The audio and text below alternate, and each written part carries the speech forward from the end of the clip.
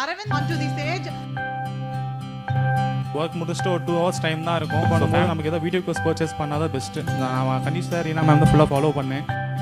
Full and full grammar basics ஆகட்டும். அப்புறம் மெயின்ஸுக்கு வந்து இந்த கிராமர்லாம் செட் ஆகாது, நம்ம நியூஸ் பேப்பர் படிக்க போர்டு இந்த மாதிரி இந்த மார்க் டெஸ்ட் எடுக்கணும், அதெல்லாம் மேமோட ஃபுல் அண்ட் ஃபுல் சஜஷன் தான். ஸோ வைஃப் இங்கே தான் இருக்காங்க. அச்சீவ் ரொம்ப தூக்கமே இல்லை, இப்போலாம் தூங்குறாரு. 5 இயர்ஸாக தூக்கமே இல்லை. So thanks to KR logics.